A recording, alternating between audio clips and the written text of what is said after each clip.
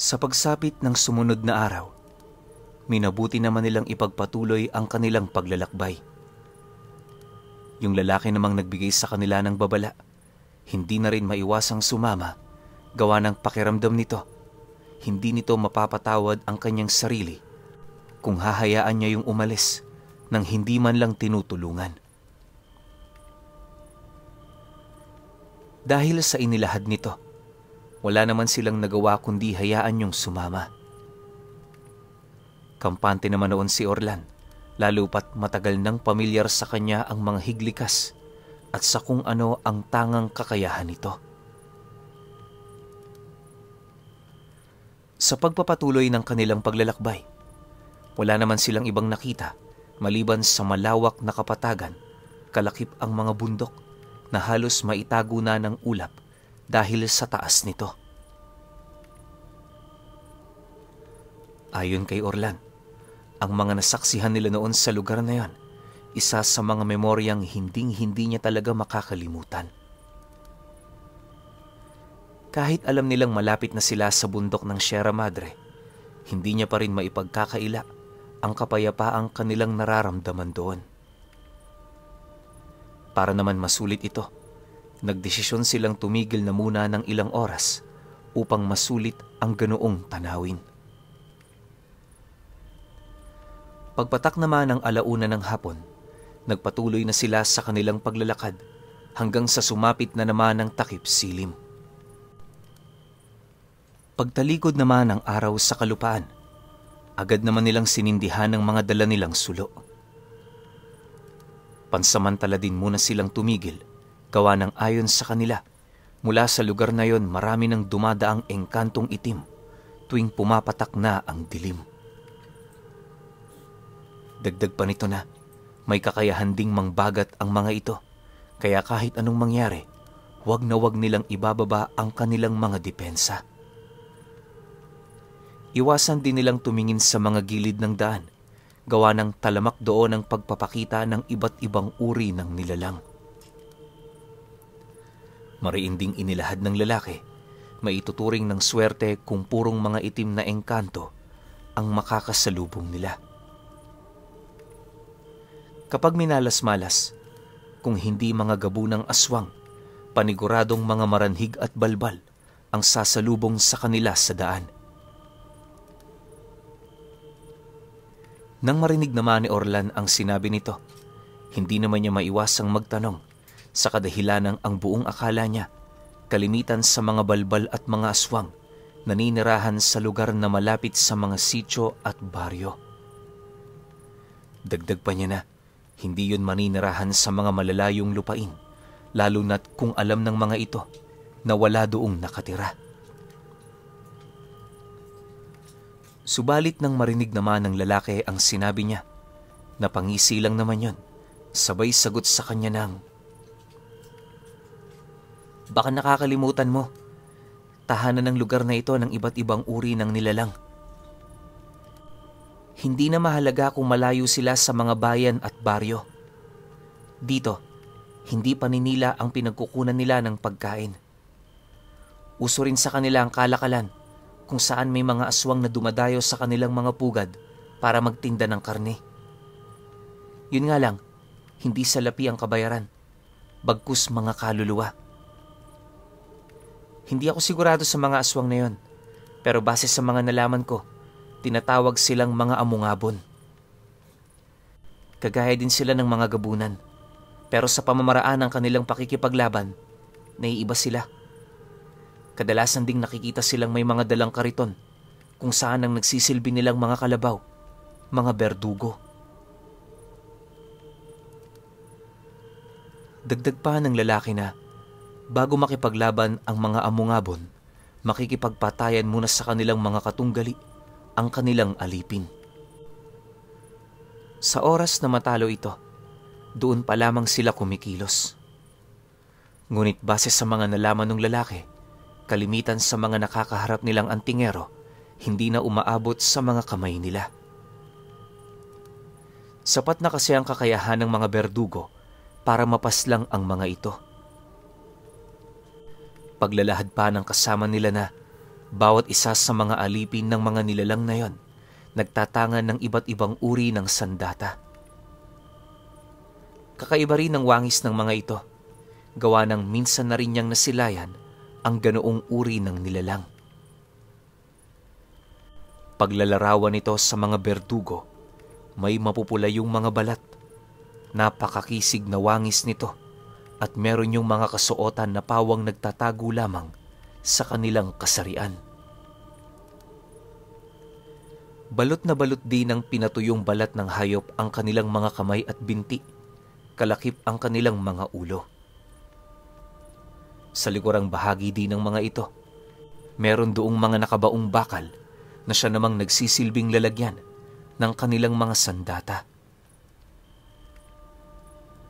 Likas ding nagtatanga ng hindi masukat na lakas ang mga nilalang na yan, na siya namang kalimitang sanhi ng pagkatalo ng mga antingero. Nagiging lamang din ng mga ito ang kawalan nila ng pakiramdam sa anumang uri ng sakit. Pagkalahad naman ito sa kanila, agad naman sila nitong inabisuhan na hanggat maaari iwasan nila ang mga amungabon. Kapag nagkataong kasing nakaharap nila ito, paniguradong bubuhusan nila yon ng lakas at abilidad kung hangad nila itong matalo. Nang marinig naman ni Orlan ang tungkol sa ganoong bagay, wala naman siyang nagawa kundi ang sumang-ayon. Makalipas pa ang ilang minuto nilang pag-uusap, nagdesisyon na silang ipagpatuloy ang kanilang paglalakad upang magawa na nilang matawid ang unang bundok na kanilang tinatahak. Ayon sa kasama nila, 5 bundok pa ang kanilang tatawirin para mapuntahan nila ang mismong bundok ng Sierra Madre. Dagdag pa ng lalaki na hindi yun magiging madali buhat sa dami ng mga nilalang na sa kanila'y nakaabang. Malakas din ang kutob nito na maaaring alam na ng kanilang mga kalaban ang tungkol sa nalalapit nilang pagdating. Sa pagbagtas naman nila ng daan, nagpatuloy naman ang kanilang mga pag-uusap. Napagtanto na kasi noon ni Orlan na marami pa siyang hindi alam ukol sa mga nilalang na kanilang kinakaharap. Halos hindi niya rin noon maiwasang mabahala para sa kaligtasan nilang lahat, gawa ng kung totoo nga ang mga sinasabi ng lalaking yun sa kanya, paniguradong may kalalagyan ng grupo nila. Paulit-ulit din itong inilahad sa kanila. Wala itong balak na pumasok sa gulong kanilang kinakaharap. Ayon sa lalaki, sumama lang siya upang tulungang maipakita kay Orlan at sa kasama niya ang kasalukuyang nangyayari sa bundok. Kapag nakita na nito ang sitwasyon at magdesisyon yung magpatuloy mula sa lugar na yon, malugod na sila nitong iiwan. Yun lang naman kasi ang hiling ng Higlikas. Mapatunayan ito sa kanyang sarili na hindi niya kargo de konsensya ang 2 taong nakilala niya. Makalipas pa ang ilang oras na paglalakad, narating na nga nila ang tuktok kung saan mula roon kitang-kita na nila ang bundok ng Sierra Madre na pinalilibutan ng mga nagniningas na apoy ang paanan nito. Ayon kay Orlan, na dahil sa kanyang mga nasilayan, biglang nagbago ang kanyang pananaw sa bundok. Akala niya isang magandang tanawin ang bubungad sa kanya, pero isa palang buhay na impyerno.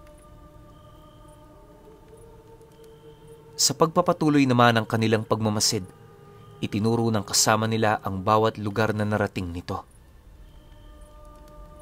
May mga parte din doon sa bundok na pinaiiwasan sa kanila, gawa ng ayon dito, yon ang pangunahing mga pugad ng mga nilalang na nagtatanga ng malalakas na kakayahan.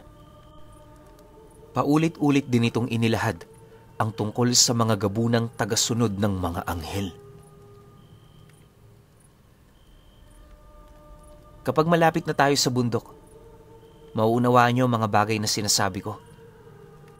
Hindi kayo basta-bastang makakapasok doon. Maraming bantay. Kami nga hindi nagpupumilit. Kayo pa kayang binubuo ng maliit na grupo? Pero alam mo, Orlan, hindi ako magsisinungaling sa'yo. Totoong may mga nakakulong na dibino sa lugar na yon. Noong pangalawa naming punta dyan, may mga naririnig kaming mga sigaw ng lalaking humihingi ng tulong. Wala kaming ideya kung ano ito. Pero nung makabalik na kami sa aming lugar, doon namin napag-alaman sa aming mga lolo na ang mga tinig na aming narinig nagmula sa mga taong may dugong dibino. Matagal na rin naming iniisip kung paano namin sila maililigtas. Pero sadyang napakalakas ng mga kalaban. Nung mapagtanto naman naming hindi namin sila kaya, nagdesisyon na kaming itigil kung ano man ang aming nasimulan. Pagtatapat ng lalaki sa kanya. Nang marinig naman ni Orlan ang sinabi nito, kahit papaano doon naman niya unti-unting nauunawaan ang nais iparating ng kanyang kasama. Maya-maya pa, nang magkaroon na siya ng lakas na sumagot, mahinahon naman siyang nagwika dito ng, "Nauunawaan naman kita, kaya sana maunawaan mo rin ako, kaya ginagawa ko ang bagay na ito. Anak ako ng tao nakakulong sa bundok na yan. Ngayong may lakas na akong sumubok na ibalik siya, hindi ako magdadalawang isip na gawin ito. Malay mo, mapalaya pa namin ang iba." Dahil sa kanyang sinabi, napangiti lang naman ng lalaki habang pinagmamasdan ang bundok ng Sierra Madre. Nang mapansin naman nilang papasapit na ang hating gabi, nagdesisyon na silang umusad patungo sa kabilang parte nito para doon na magpahinga. Awa naman ng Diyos, nakausad sila ng walang problema hanggang sa makahanap na sila ng pwesto na maaari nilang mapagpahingahan. Pagsilay naman nila sa isang lugar na hindi gaanong binabalot ng matataas na talahib, dali-dali naman sila doong pumwesto. Bale, pinauna na nila Orlan si Baldo na matulog para naman paggising nito, ito naman ang magbabantay sa kanilang dalawa. Nang marinig naman ito ang abiso nila, agad din naman yung sumunod ng walang pagdadalawang isip. Maya-maya pa, nang silang dalawa na lamang ng higlikas ang nanatiling gising, wala naman silang ibang ginawa kundi pag-usapan ang kanilang plano. Ang nais kasi noong mangyari ni Orlan, umiwas sa mga delikadong lugar nang sa gayoy hindi na sila gaanong maabala ng mga kalaban nila. Napag-isip-isip din niyang lamang sila sa pagkakataong yon, lalo pat ang kasama nila ilang beses nang pumasok at nakalabas ng buhay sa pugad ng kanilang mga kaaway. Nang marinig naman ng lalaki ang kanyang mga pahayag, agad naman itong nag-isip ng paraan kung saang lugar sila tutungo. May mga pamamaraan din yung inilahad sa kanya, kagaya ng paggamit ng mutya ng gabi upang maikubli sa mga nilalang ang kanilang mga presensya. Mariin din itong inilahad na malabong malagpasan nila ang lahat ng nilalang na namumugaran dito, pero nasisiguro naman sa kanya ng lalaki na lahat ng mga makakapangyarihang nilalang maiiwasan nila. Ang kinakailangan lang nilang gawin, manatiling tahimik habang binabaybay ang mga daan. Babaan din nila ang kanilang mga bakod at puder sa katawan nang sa gayoy hindi sila matunugan ng mga ito.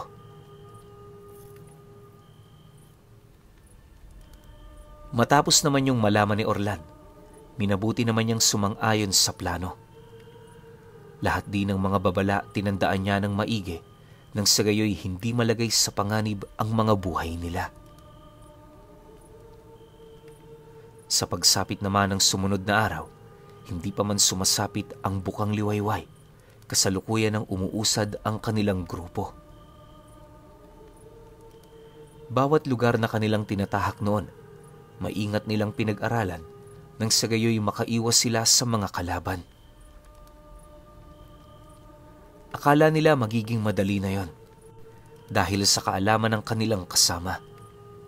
Pero lingid sa kanilang kaalaman na bago na pala ang sistema sa mga pugad na itinayo ng mga nilalang. Pagtungtong naman noon ng 12:00 ng tanghali, bahagya naman silang natigilan ng makasalubong nila ang grupo ng mga manlalako. Pagsilay naman nila Orlan sa mga nilalang na yon, dali-dali naman silang humanap ng mapagtataguan, pero bago pa man nila ito nagawa, nasipat na sila ng mga nilalang na yon. Maya-maya pa, bigla namang sumigaw ng malakas ang isa sa mga ito habang nagmamadaling tumatakbo papalapit sa kanila. Nang mapagtanto naman nila Orlan na natuklasan na sila ng kanilang mga kalaban, nagdesisyon na silang huminto para yon ay kaharapin. Hindi naman siya noon ganong nababahala, lalo pat bukod sa 3 manlalako lang ang nakakita sa kanila, naniniwala din siyang kayang-kaya nila yung paslangin anumang oras kung yon ay kanilang nanaisin. Pagharap naman nila Orlan sa mga ito, tahimik lang naman nila yung pinagmasdan hanggang sa dumating ang puntong nakarating na yon sa kanilang kinaroroonan. Pagharap naman ito sa kanila, una naman nilang napansin ang matandang lalaki matapos nitong magwika sa kanila ng,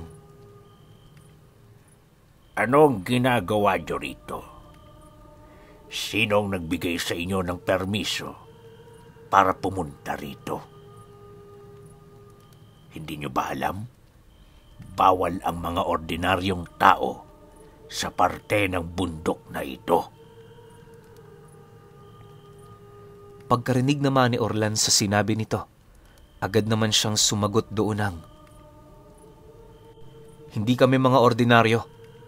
Mas maganda siguro, huwag niyo na kaming pakialaman para hindi tayo magkagulo. Kalimutan niyong nagkita tayo at padadaanin namin kayo."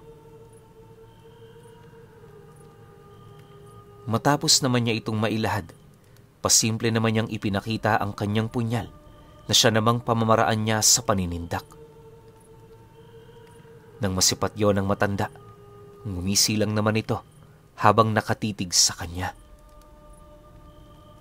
Inaasahan naman yung mangyari ni Orlan, lalo pat malakas ang kutob niya, mga amungabon ang mga taong nakakita sa kanila. Makalipas pa ang ilang minutong pagmamatigasan, nagdesisyon na ngang umalis ang mga nilalang.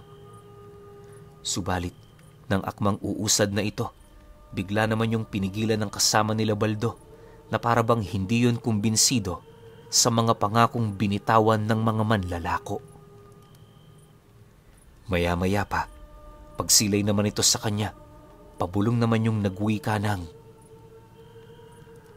"Magtitiwala ka sa mga yan? Huwag mong subukan, Orlan. Sa oras na makalis sila dito, singbilis ng hangin nakakalat sa lugar na ito ang tungkol sa ating 3. Kapag nangyari ang bagay na yon, katapusan na nating lahat."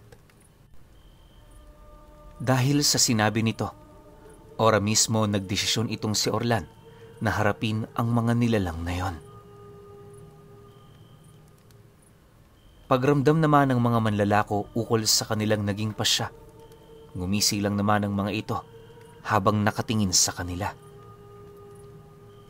Hindi naglaon, mabilis naman yung kumaripas ng takbo patungo sa kakahuyang malapit lang sa paanan ng bundok. Binubuo ng 4 katao ang mga manlalakong yon, kung kaya't medyo napaisip silang 3 kung papaano ito hahabulin. Gayunpaman, kahit wala silang ideya kung saan sila dadalhin ang daan na binabaybay nila, nagpumilit naman silang sundan ito dahil sadyang wala na silang pagpipilian. Pagkaraan pa ng ilang minutong pagsunod sa mga manlalakong yon, nadapo naman sila sa isang parte ng kakahuyan kung saan hindi na gaanong maaninag ang buong paligid dahil sa kapal ng mga sanga ng punong nagsikumpulan sa itaas nitong bahagi. Unti-unti na rin nilang napapansin ang biglang pagtahimik ng buong lugar, indikasyon na meron doong hindi magandang nangyayari. Maya-maya pa, doon na nila tuluyang nakita ang 4 na manlalako na tahimik na nagmamasid sa kanila mula sa malayo. Hindi na rin nila ito nakikitaan ng mga kakaibang paggalaw, indikasyon na meron na yung masamang binabalak. Pagsilay naman nila Orlan sa mga ito, nagmamadali naman nila yung nilapitan at nung akmang ilang metro na lamang ang layo nila sa bawat isa, napansin naman nila ang paglabas ng mga berdugo mula sa likuran ng mga malalaking puno. Kagaya ng inilarawan ng kasama nila, ganon na ganon yung nilalang na bumungad sa kanila. Habang pinagmamasdan din nila ito, di naman nila maipagkakaila ang matinding presensyang bumabalot dito. Sa pagharap naman ng mga berdugo sa kinaroroonan nila, napangisi lang naman ang matanda na nakausap niya. Unti-unti na rin yung naglakad papalapit na parabang hindi na yun gaanong nababahala sa mga bagay na gagawin nila. Pagharap naman ng matanda sa kanya, abot tenga naman ang ngiti nito habang nagsasabi ng,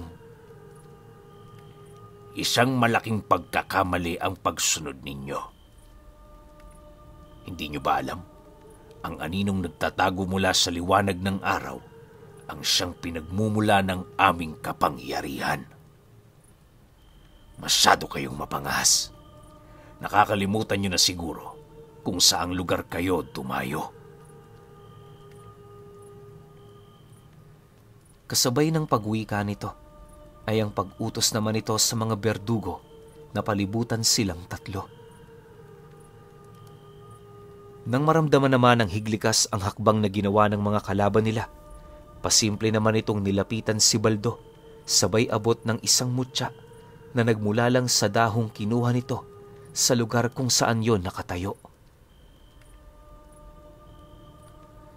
Matapos naman yung gawin ng higlikas, dali-dali naman itong lumapit kay Orlan upang mabigyan siya ng abiso ukol sa mga bagay na maaaring mangyari. Alam kasi noon ng lalaking yon na ang mga amungabon ay hindi ang tipo ng mga nilalang na umiiwas sa labanan. Pagtatapat pa nito na napakahilig makipaglaban ng mga nilalang na yon, gawa ng bukod sa doon nila nahahasa ang kanilang mga abilidad, nagbibigay din ito sa kanila ng hindi masukat na kaligayahan. Maya-maya pa, nang makalapit na yon sa kinaroroonan niya, agad naman siya nitong tinapik sa kanyang balikat, sabay wika ng, "Orlan, humanda ka na. Wala nang saysay na makipag-usap tayo sa kanila." Dahil sa sinabi nito, agad namang tumango itong si Orlan, hudyat ng kanyang pagsang-ayon. Pagbaling naman niya ng kanyang paningin sa matanda, dali-dali naman niyang dinukot ang kanyang punyal, sabay sugod sa mismong kinaroroonan nito. Nang masipat naman yon ng 4 na berdugo, mabilis naman siya nitong hinarangan, dahilan para mapilitan siyang tumigil. Pagsilay naman niya sa mga nilalang na yon, bumungad sa kanya ang iba't ibang armas na hawak ng mga ito. Meron doong nagtatangang espada, may tabak, palakol at latigo. Matapos naman niya yung masilayan, agad naman niyang napansin ang pagiging kulay itim ng mga sandata nito. Ayon sa kanya, hindi na yon nalalayo sa kulay ng uling, kaya na may naging palaisipan para sa kanya kung meron ba yung talim. Pagkaraan pa ng ilang minutong pagmamasid, naglakas loob naman si Orlan na sugurin ang mga ito upang masukat ang kakayahan ng mga nilalang na yon. Halos maglilimang minuto din siya doong nakipagbuno kung saan nagawa niyang malaman ang iba't ibang kakayahan ng mga berdugo. Ang nagtatangan ng latigo sa mga ito, may kakayahang gumamit ng mga buhay na salita, habang ang may palakol naman may kakayahang magpalabas ng kalasag na nasa espiritual na estado. Ang dalawa namang natitira, nagsisilbing pangunahing opensa ng mga ito. Kagaya ng inaasahan, halos kapantay lang ng lakas ni Orlan ang mga nilalang na yon. Aminado rin siyang hindi ito pangkaraniwan, lalo pat sa kasagsagan ng kanyang pakikipaglaban, gumagamit siya ng mutya ng ngipin ng kalabaw. Dahil sa pangyayaring yon, aminado naman siyang mahirap ngang kalabanin ang mga berdugo. Subalit sa kabila nito, nanatili naman siyang kampante, lalo pat alam niya sa kanyang sarili na marami pa siyang itinatagong alas. Pag-atras naman niya ng bahagya, di naman siya sinunda ng 4 niyang kalaban, dahilan para maantala pansamantala ang kanilang paglalaban. Nagkaroon na rin ng pagkakataon ng 2 niyang kasama na lumapit sa kanya para magtanong. Habang inilalahad naman niya ang kakayahan ng mga ito, iniwasan naman niyang magpakita ng kahinaan sa harapan ng kanyang mga kasama. Wala rin siyang sinabi na kung ano, maliban lamang sa mga katagang, "Hindi sila umabot sa inaasahan ko. Kahit manood na lang kayo, kayang-kaya ko silang pagsabayin." Dahil sa mga katagang kanyang binitawan, naramdaman naman ng Higlicas at ni Baldo ang tiwala ni Orlan sa kanyang sarili. Matapos naman ang kanilang pag-uusap, kampante naman niyang hinarap ang mga ito habang nakangisi. Ni konting bakas din ng kahinaan sa kanyang muka, wala siya noong ipinakita na siyang naging sanhi upang panggigilan pa siya ng husto ng mga amungabon. Sa pagtitigan naman nilang dalawa, walang pagdadalawang isip naman itong inutusan ang mga berdugo na pagtulungan siya. Nang marinig naman yon ni Orlan, imbis na piliin niyang maghintay, siya na mismo ang naglakas loob na dalhin ng digmaan sa lugar kung saan nakatayo ang mga nilalang na yon. Paglapit naman niya sa mga ito, walang habas naman niya yung inundaya ng saksak habang maigi naman niyang pinakikiramdaman ang gagawin ng berdugong may hawak-hawak na latigo. Sa pagpapatuloy naman ng pangyayari, napilitan namang sumugod ang 4 nilang kalaban sa 2 niyang kasamang nagmamasidlang. Dahil sa pangyayari, wala namang nagawa ang 2 kundi ang makipaglaban. Pagsilay naman ni Orlan sa 2 pa niyang kasama, mas lalo naman siyang nasihan nang masipat niya ang Higlicas na pilit inaalalayan itong si Baldo. Matapos naman niya yung masaksihan, nagdesisyon siyang wag nang bigyan ng pagkakataon ang mga berdugo.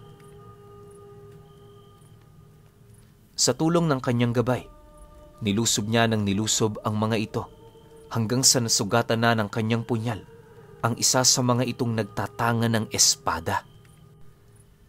Nang masipat naman yon ni Orlan, dali-dali naman siyang umatras sa baywika sa mga ito nang, "Patay na ang isa. 3 na lang." Pagkalahad naman niya ng bagay na yon, bigla namang napaluhod sa lupa ang berdugong may hawak-hawak na espada buhat sa pagkagat ng lason sa mismong katawan nito. Hindi naglaon, bumagsak na rin yun sa lupa at kasabay nito ang mabilis nitong pagkaagnas. Pagsilay naman doon ni Orlan, agad naman niyang sinugod ang berdugong may tangan-tangang latigo at nung makalapit na siya rito, buong puwersa niyang hinawakan ang ulo nito sabay tisod sa mga paa. Pagsilay naman ito sa lupa, walang pagdadalawang isip naman niyang itinarak ang kanyang punyal sa dibdib nito na siyang naging sanhi upang mamatay ang nilalang na yon. Dahil sa pangyayari, ramdam na niya ang panghihina ng mga kalaban nila. Ilang minuto pa ang lumipas, wala na ring nagawa ang dalawang nilalang, kundi ang mamatay mula sa kanyang mga kamay. Matapos ang mga pangyayaring yon, kampante naman niyang tiningnan ng dalawa niyang kasama na abalang-abala sa pakikipaglaro sa mga among-abon. Imbis na tulungan niya yon, nagdesisyon siyang manood sa kadahilanang alam niya sa kanyang sarili na wala yung laban sa bago nilang kasama. Maya-maya pa, kagaya ng inaasahan, nagawa na ngang mapaslang ng dalawa ang apat nilang kalaban. Sa pagbalik naman ng katahimikan sa paligid, dali-dali naman yung lumapit sa kanya para magpahinga. Nang makalikom na sila ng sapat na lakas, agad naman nilang nilisan ang lugar sa paniniwalang oras na lamang ang pagitan bago hanapin ng mga nilalang ang mga manlalakong kanilang pinaslang. Nang makalabas na sila sa kakahuyan, kagaya ng napag-usapan nila, tinahak nila ang daan na hindi basta-bastang napapansin.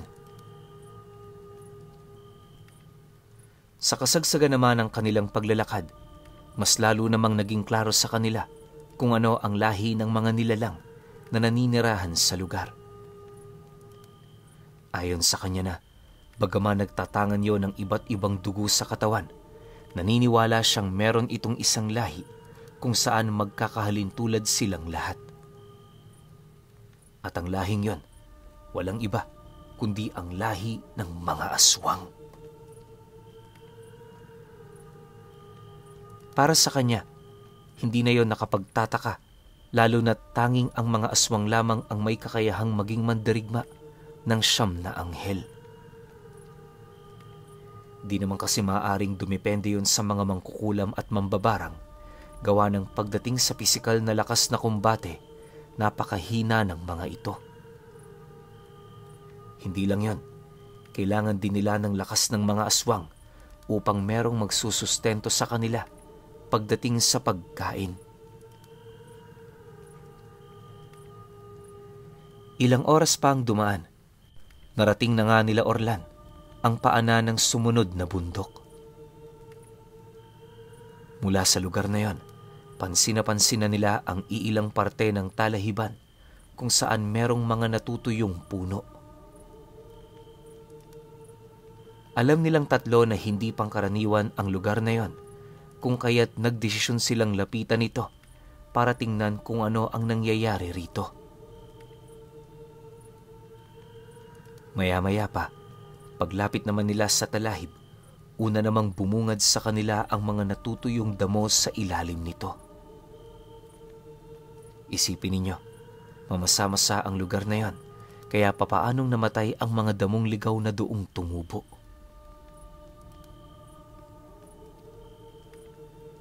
Matapos naman nila itong masaksihan, nagpatuloy lang naman sila sa pagmamasid hanggang sa may nasipat silang isang kamay ng tao na animoy nakabaon sa lupa. Paglapit naman nila rito, bumungad sa kanila ang isang aswang na wala ng buhay. Yung kalahati ng katawan nito, nagawa pang makapagpalit anyo, pero ang kalahati nito, nanatili sa pagiging aswang. Sa puntong yon, hindi naman nila maiwasang mapaisip ukol sa kung ano ang nangyari sa nilalang na yon. Akala nila yun lang kasi ang kanilang masisilayan doon. Pero nang akmang tatalikod na sila, bigla naman silang napatigil dahil sa malakas na pagkalabit sa kanila ni Baldo. Pagbaling naman nila ng paningin doon, kitang-kita naman nila ang itinuturo nito sa unahang bahagi ng talahiban. Noong una, hindi pa yon gaanong maaninag ni Orlan. Pero maya-maya pa, nakita ng kanyang mga mata ang hindi mabilang na kamay ng mga aswang na nakabaon sa lupa. Matapos naman nila yung makita, Dali-dali naman nilang nilisan ng lugar para makalayo na sila. Habang binabagtas naman nila ang daan, di naman nila maiwasang magpalitan ng haka-haka ukol sa mga nangyari. Ayon sa kasama niyang Higlikas, maaaring kagagawan niyo ng isa sa mga anghel na namumuno rito. Sabi-sabi kasi noon ng mga matatanda sa lugar nila na merong 9 na anghel ang may kakayahang magmanipula ng lupa. Kapag nagpapalit anyo din ito, nagiging isa yung dambuhalang uod na may kakayahang umahon at pumailalim sa lahat ng bagay, buhay man o patay. Naniniwala rin ang lalaking yon, isa ito sa pinakamalakas sa 9 na anghel.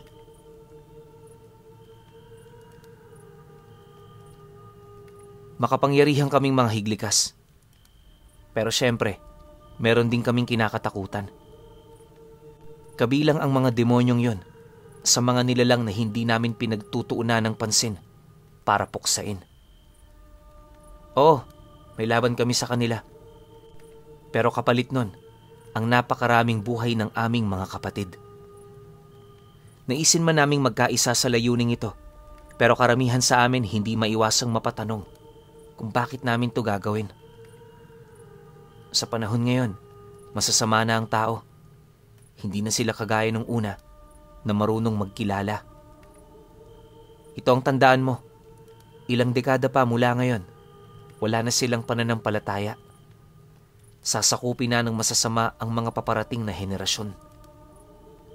Mabubuhay ang mga taong hindi marunong kumilala sa Diyos. Wika nung lalaki.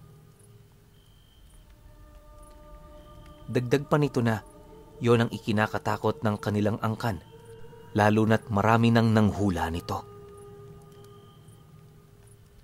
Mariinding inilahad nung lalaki na ang rasong yon sapat ng basihan para umiwas sila sa gulo. Pagtatapat pa nito na hindi sana mangyayari ang ganoong kaganapan kung ipapakita lang ng mga ordinaryong tao ang kanilang pananampalataya at kabutihan sa kanilang mga puso. Nang marinig naman ni Orlan ang sinabi nito, maging siya aminado na totoo ito.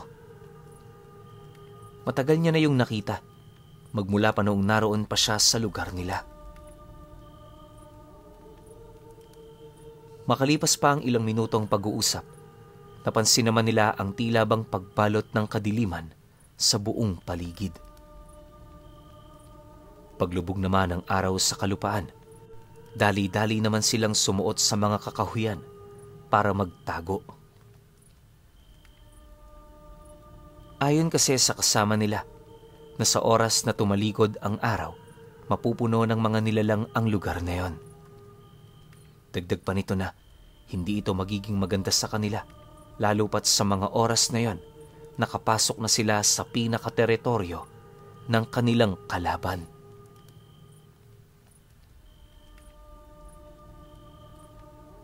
Dahil sa sinabi nito, agad namang sumuot sila Orlan sa mga masusukal na bahagi ng gubat.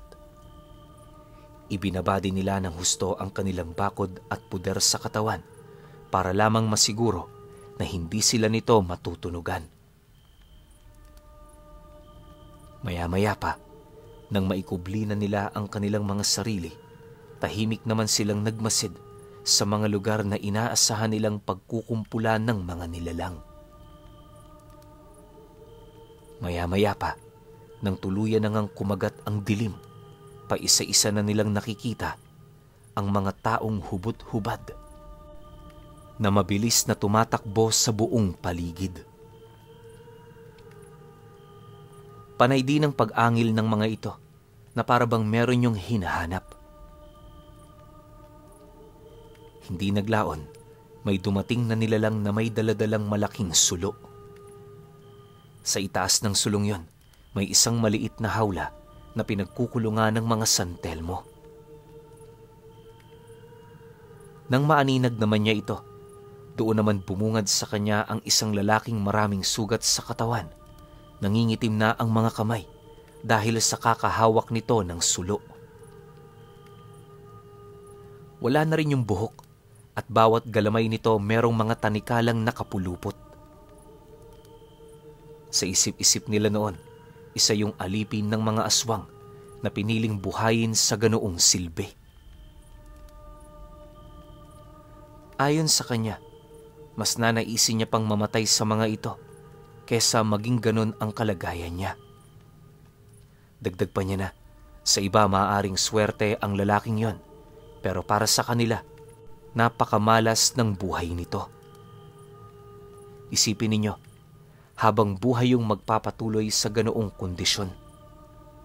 Kung suswertehin may tutulong sa kanyang makalaya, pero kung magkataon namang wala, mamamatay siyang may napakahirap na sitwasyon. Sa pag-alis naman ng nilalang na yon, sakto naman ang pagdating ng isang bata na merong kasakasamang isang taong manika na animoy may buhay. Bukod kasi sa nakakakilos yun ng malaya, may kakayahan din yung maglakad alinsunod sa utos ng batang yon. Kaya naman yung nalaman ni Orlan ay dahil sa malapit lang yun sa kanila nang utusan nito ang kasama nitong nilalang. Hindi naglaon nang makalayo na ang batang yon, muli na namang tumambad sa kanila ang grupo ng mga tuod na naglalakad. May mga kasakasama yung baboy ramo na parabang yon ang kanilang ginagamit para matunto ng amoy ng mga nilalang na hinahanap nila. Maya-maya pa, nang dumating naman ang isang lalaking may daladalang sibat, narinig naman nila yung nagwika sa mga kasamahan nito ng, "Hanapin niyo sila! Nasisiguro kong malapit lang sila rito. Kapag nakita niyo, huwag kayong magtitira. Buhay man o patay, dalhin niyo sa akin ang kanilang mga bangkay."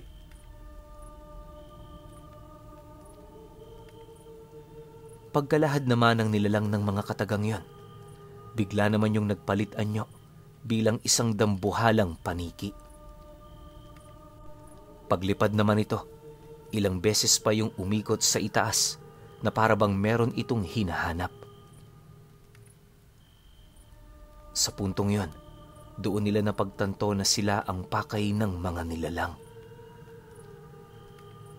Malakas din ang kutob nila Orlan na maaaring hinahanap na nito ang mga nawalang manlalako. 3 oras pa ang lumipas, halos hindi na nila mabilang ang mga aswang na dumaraan. Bawat isa sa mga ito, kung hindi gumagapang, naglalakad ng patuwad. Nang masipat naman yon ni Baldo, labis naman yung nagbigay kilabot sa kanya, gawa ng ang inaalala niya, papaano nila lalabanan ang ganoong karaming nilalang. Pagsilay naman ito sa kanilang kasama, dahan-dahan naman niya itong nilapitan habang tinatanong ng, "Ito na ba ang kabuuan ng kanilang puwersa? Napakarami nila. Paano tayo mananalo sa kanila?" "Ha? Anong kabuuan? Mga alipin pa lang nila yan. Paglapit natin sa Sierra Madre, ipapakita ko sa'yo kung gaano karami ang kanilang lehiyon. Sinasabi ko sa inyo, ang makikita nyo sa lugar na yon, higit pa sa inaakala ninyo." Bulong naman ng lalaki sa kanya. Sa pagpapatuloy ng kanilang pagmamasid, nagpasya naman silang umusad papalayo sa lugar.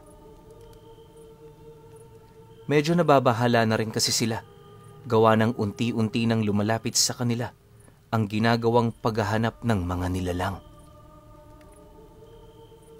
Hindi lang yon, may mga dumadapo na ring insektong tagapagmasid ng mga ito sa mga kahoy, kaya kinakailangan na nilang kumilos. Maya-maya pa, nang medyo makalayo na sila, una namang bumungad sa kanila ang isang pulang kristal na nakalutang sa ere. Meron yung 4 na kadena sa bawat dulo nito na parang yon ang pumipigil sa kristal para makalayo.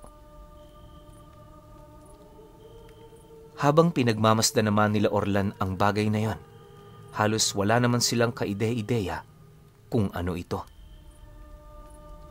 Dala ng kanilang pagtataka, pinili naman nilang pagmasdan ang bagay na yon. Inabot din sila doon ng ilang minuto hanggang sa dumating ang puntong meron silang nasipat na isang matanda na may hila-hilang kariton. Pagtigil naman ito sa tabi ng kristal, laking gulat na lamang nila nang bigla nitong pinatagilid ang kariton na dala niya at kasabay nito ang pagbagsak ng napakaraming ulo ng tao. Yung iba sa mga ulong yon naaagnas na, habang ang iba naman dumudugo pa. Pagbagsak naman ng mga ito sa ilalim ng kristal, kitang-kita nila ang pagmulat ng isang mata na nagkukubli sa loob nito. Mabilis nitong inaaninag ang buong paligid hanggang sa bigla na lamang yung sumilay sa kanila. Nang masipat naman ang nilalang na yon itong si Orlan, agad yung nagpakawala ng isang malakas na atungal, hudyat na nakita na nito ang mga kalaban nilang nagtatago. Dahil sa pangyayaring yon, agad namang kumuha ng putik ang kasama nilang higlikas, sabay abot nito sa kanila. Mabilis din itong sinugod ang kristal para yon ay basagin. Di rin ito pinaligtas ang matandang may daladalang kariton upang masigurong walang makakasunod sa kanilang pagtakas. Matapos naman yung maisakatuparan ng lalaki, agad naman itong tinahak ang daan patungo sa looban ng gubat. Sumunod na rin doon sila Orlan para naman kahit papaano hindi sila magkahiwa-hiwalay. Maya-maya pa, pagdating naman nila sa isang kahoy na nakabuwal na sa lupa, agad naman silang inabisuhan ng kasama nilang higlikas na pakiramdaman ang mga tumitigas na putik na ibinigay nito sa kanila. Habang ginagawa nila ito, dahan-dahan naman nilang inilapat ang kanilang mga katawan sa puno upang makapagtago. Nang marinig naman nila Orlan ang sinabi nito, agad din naman nila yung sinunod. Paglapat naman ng kanilang mga likod sa puno, laking gulat na lamang nila nang mapansin nila ang kanilang mga balat na halos nagkakasing kulay na ng punong yon. Sa isang kisap mata, lahat ng parte ng katawan nila parang naging kaisa na nito. Noong una hindi pa sila naniniwala sa kanilang mga nakikita, pero pagdaan ng mga aswang sa lugar na yon, kahit harapan na itong nakatayo sa kanila, wala pa rin yung kaide-ideya kung saan sila naroon. May mga pagkakataon ding tumititig ang mga ito sa katawan ng puno, pero wala pa rin itong kaide-ideya na ang kanilang tinitingnan, yun na pala ang mga taong hinahanap nila.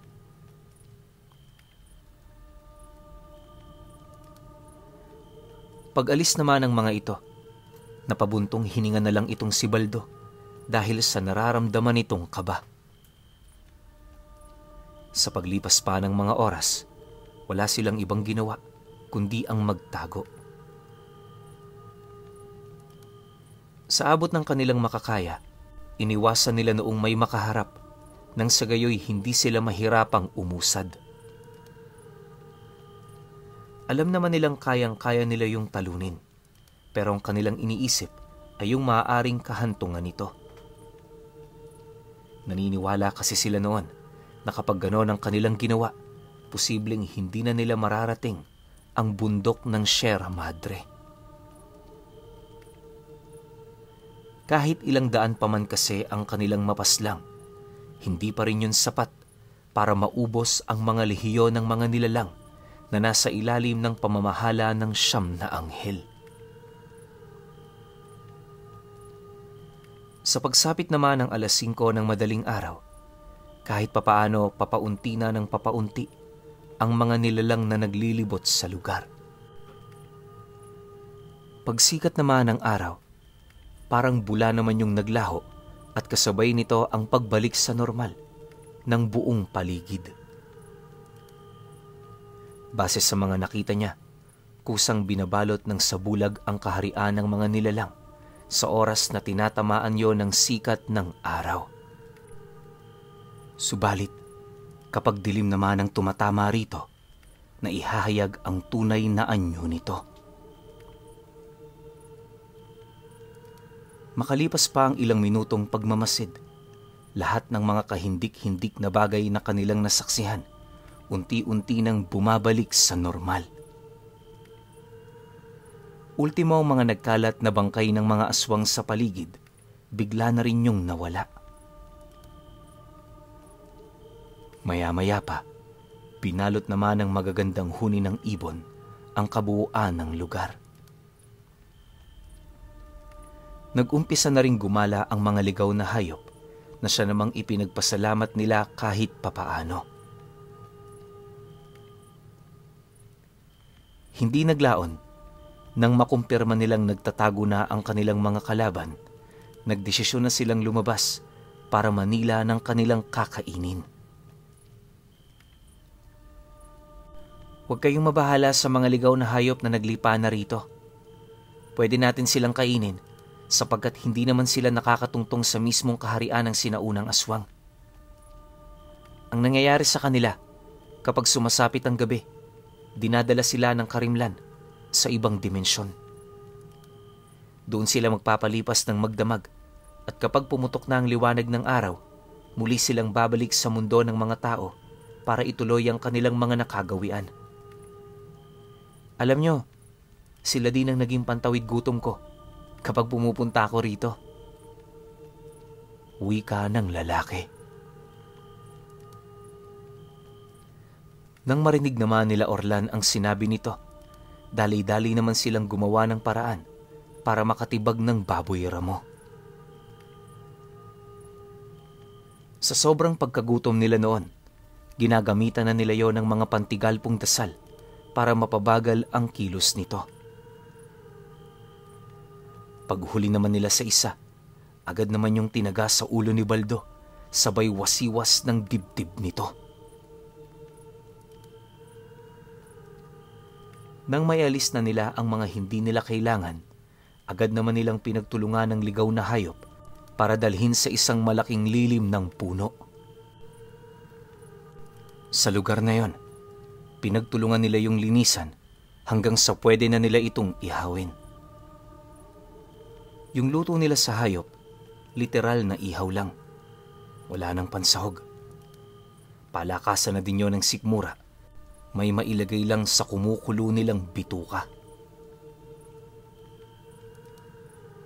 Habang iniihaw naman ni Baldo ang kanilang huli, si Orlan naman noon at ang kasama nilang lalaki, tahimik na naglibot sa mga lugar na malapit sa kanila. Ilang beses din nilang pinagmasdan ang bundok ng Sierra Madre nang sa gayoy magawa nilang malaman ang daang kanilang tatahakin.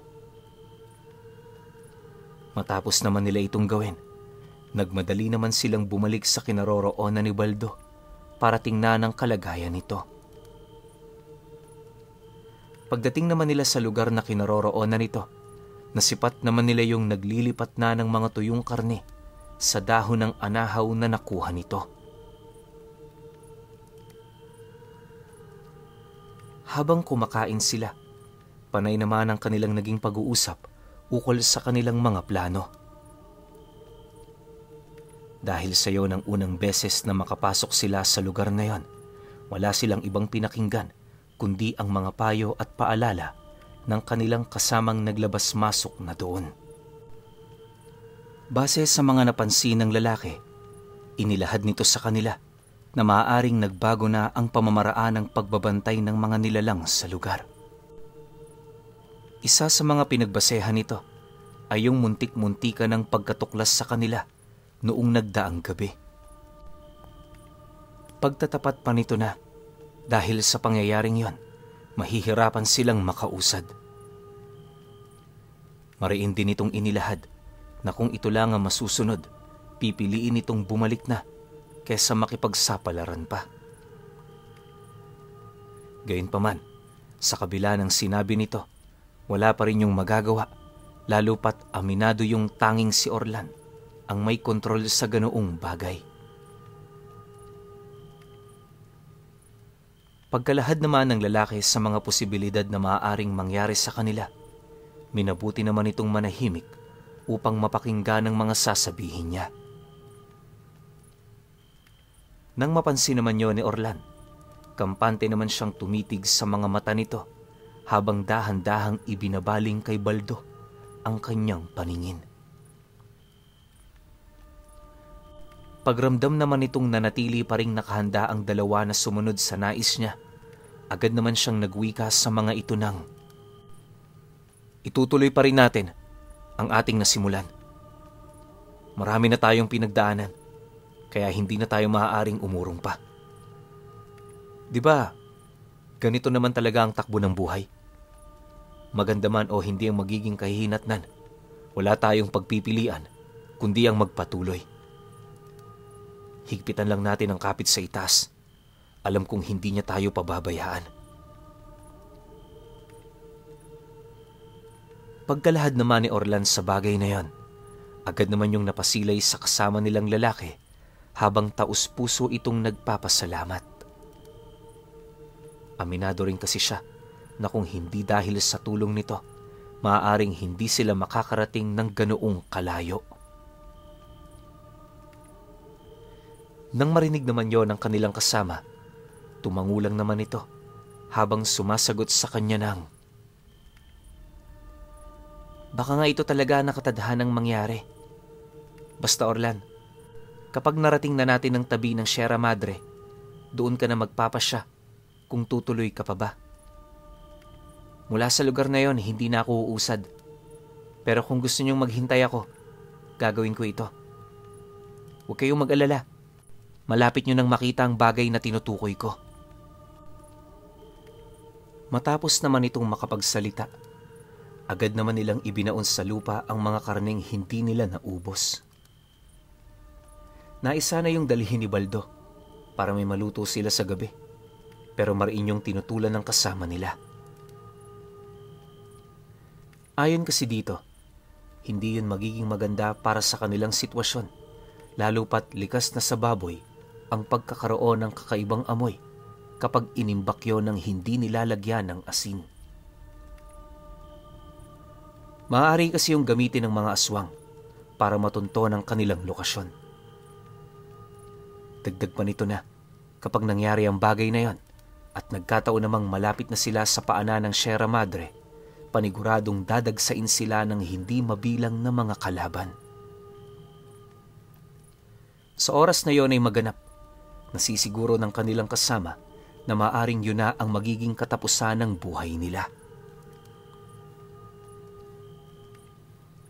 Dahil sa sinabi nito, wala naman silang nagawa kundi ang sumunod.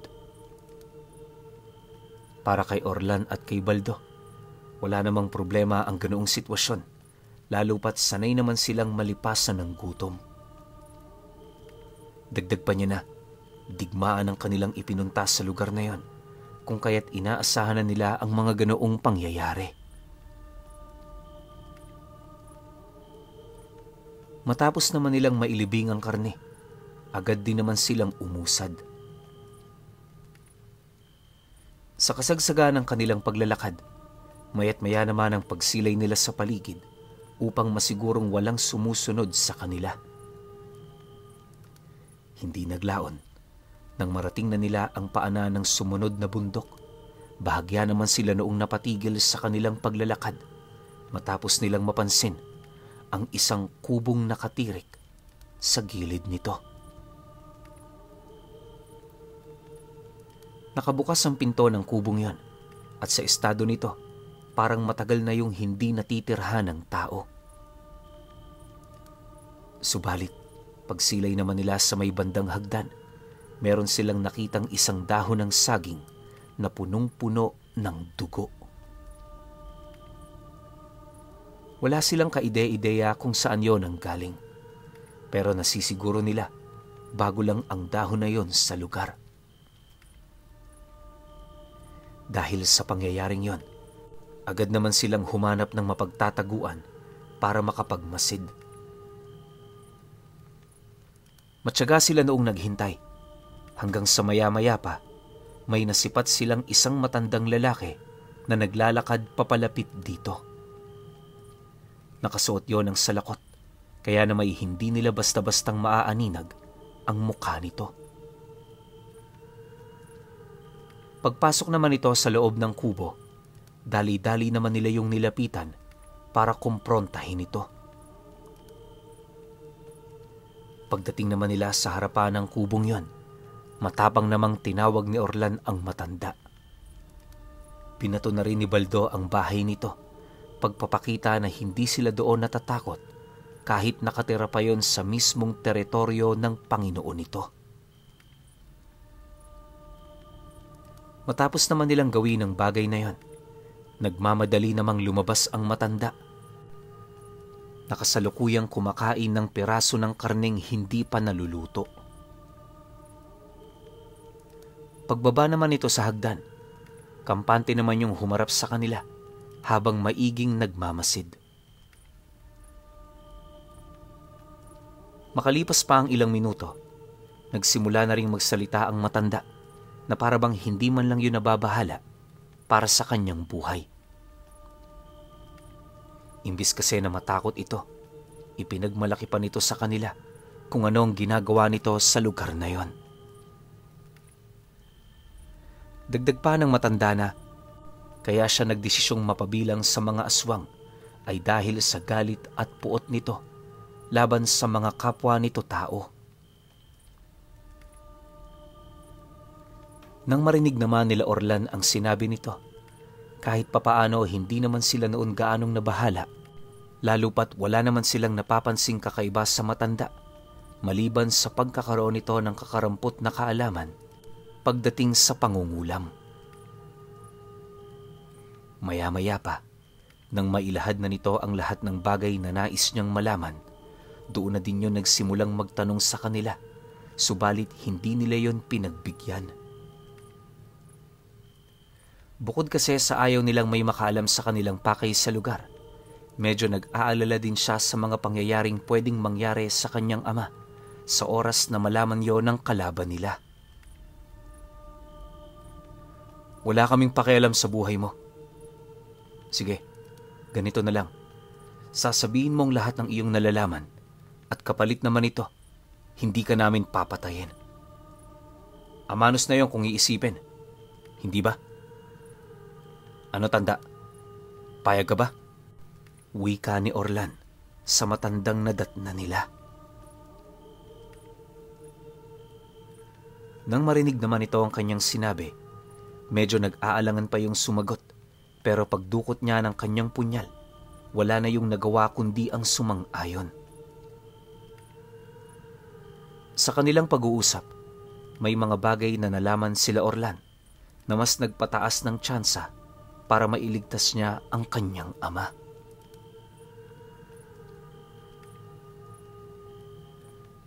Okay. Grabe ang bangis ng episode na to, no? Isipin niyo hindi talaga umatras si Orlan, no? Isipin niyo yung kalaban niya. Nakita niya parang, nakita pala ni Baldo parang siguro mga 100 o 1,000 yun. Pero nung nalaman ni Orlan na lihiyon, so pag sinabi nating lihiyon, hundred of thousands to parang milyon na yata kung aabutin, di ba? Pero hindi pa rin nagpapatinag si Orlan. So, ganun talaga yung pagpupursige niya na makita niya yung ama niya o maligtas niya yung ama niya. Grabe, sobrang kakaiba yung paniniwala ni Orlan, di ba? Tsaka isipin niyo parang mas malakas si Orlan dito sa Higlikas na kasama niya. Well, hindi pa naman ata nagpapakita ng abilidad yung Higlikas. Isang beses pa lang. Isipin niyo. Kumuha yung Higlikas ng kapiraso ng dahon kung nasan sila.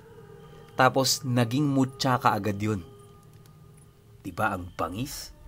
Ang angas. Pero yun nga, ang sabi ng Higlikas, limitado lang yung pwede niyang puntahan sa lugar na yun. So walang nakakaalam sa atin kung gano'n na ba sila kalapit. Diba? Pero hingi lang ako ng sorry kasi 2 araw tayong absent. Pero bukas dire-diretso na tayo. Kaya pahintayin na lang ako sa episode 11. Yun lang. Salamat.